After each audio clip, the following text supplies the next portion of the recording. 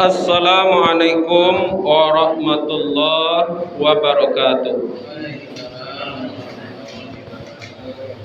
Alhamdulillah,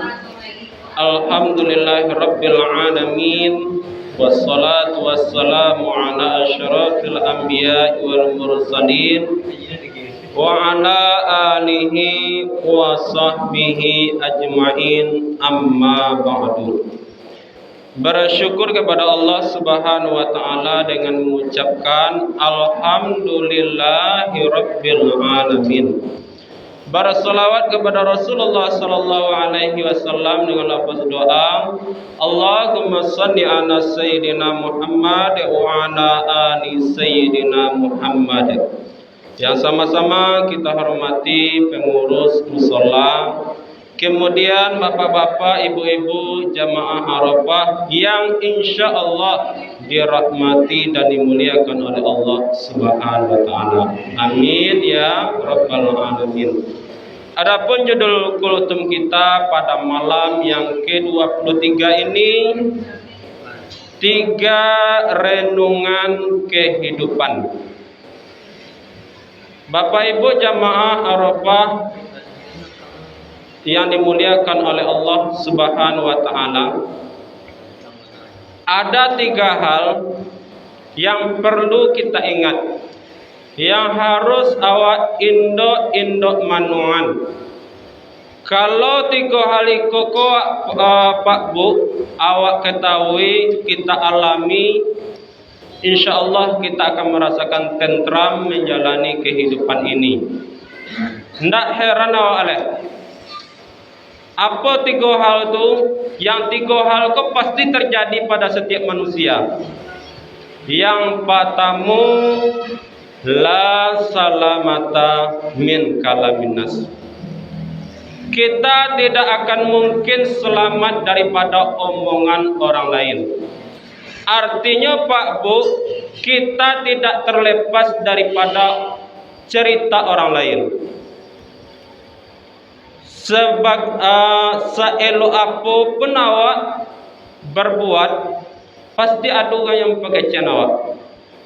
Apalagi awak memperbuat keburukan, pasti banyak orang yang mempengejian awak, yang menceritakan kita. Jangankan awak, Nabi saja Pak Bu, makhluk yang sempurna, masih dikecek-kecek orang ya bau.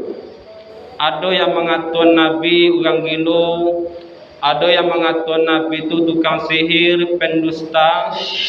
Apakah patah semangatnya? Tidak. Akan tetapi dia tetap berjuang dengan sabar. Dia tetap menjalani kehidupan, memperjuangkan agama Islam sehingga Islam sampai pada saat sekarang ini, berkat kesabaran beliau. Jadi Pak Bu, di mana awak tinggal pasti ada yang tak suka sama awak, pasti tu. Di mana ada Muhammad, di situ ada Abu Jahal. Seelok apapun yang awak perbuat, pasti ada yang tak suka sama awak. Lah babu elok awak, ada yang mempakaikan awak ni. Kalau awak Allah mengalami seperti ini, nak heran awak ni. Ada sebuah cerita Pak Bu, ada seseorang yang membangun masjid hanya seorang saja. Setiap orang lewat, apa kecil orang lewat, tak akan mungkin giloang. Tak akan mungkin terjadi masjid kalau seorang membangunnya. Kecil orang, setiap orang lewat seperti itu perkataannya. Hendak didanganinya do Pak Bu, tetap ingin membangun masjid seorang. Kalau sungguh-sungguh tidak ada yang tidak mungkin no. Ya Pak Zulya. Ya inyo tukang inyo lo kene. Seorang membangun masjid. Seiring berjalannya waktu Pak Bu, terbangunlah masjid yang megah gara-gara satu orang yang membangunnya. Akhirnya setiap orang lewat, oh ya Allah ancak masjid itu. Akhirnya ada orang yang mengetahui rahasianya. Ternyata orang yang membangun masjid tadi ke Pak Bu pakak. Satiuk orang lewat pakai ceknya nak didangan dia dah. Nak tadanga dinyo dah. Jadi Pak Bu, paralu sipek pakak ko awak pakai. Kalau ada orang pakai cek awak, mencerita naib awak, pasti pakak ko. Yang berdosonya ya. Kalau ada orang yang pakai cek awak, menceritakan naib awak, silakan. Inyo sedang mentransfer pahala ke awak tu. Kalau awak balik pula sama dia awak jurang tu. Jadi yang pertama, kita ko tidak akan mungkin selamat atau terlepas daripada omongan orang lain. Pasti terjadi kepada diri awak. Tidak ada yang tidak ada. Yang kedua,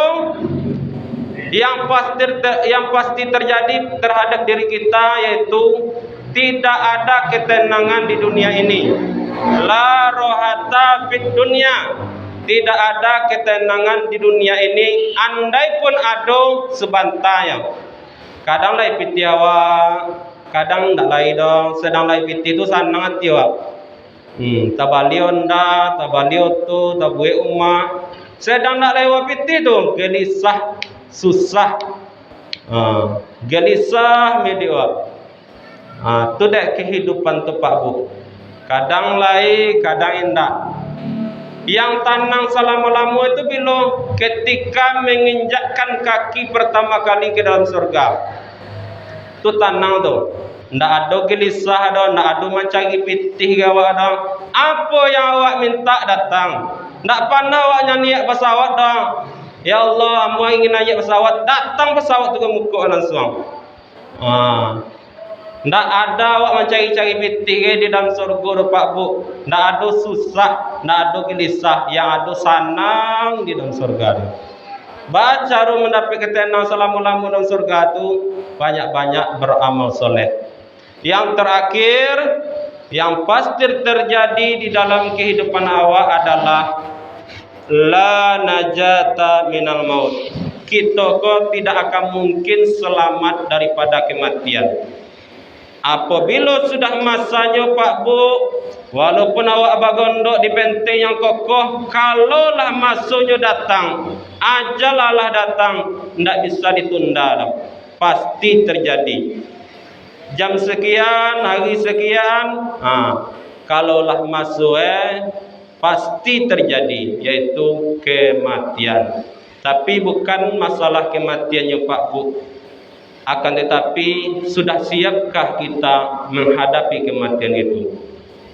Allah siapkah amal awak sebelum terjadi kematian itu? Maka sebelum terjadi kematian, persiapkan amal sebanyak-banyaknya untuk pulang kampung ke akhirat, yaitu surga. Jadi ada 3 yang harus kita induk manuan. Yang pertama tadi, kita tidak akan terlepas daripada omongan orang lain. Yang kedua, tidak ada ketenangan di atas dunia andai pun ada sebantai. Yang ketiga, kita tidak akan selamat daripada kematian. Fadilah solat tarawih kita pada malam yang ke-23 ini, bagi siapa saja melaksanakan solat tarawih pada malam 23 ini, Allah akan bangunkan sebuah kota di dalam surga. Amin. Mudah-mudahan dapat semua. Amin ya Rabbal Alamin. Assalamualaikum warahmatullahi wabarakatuh.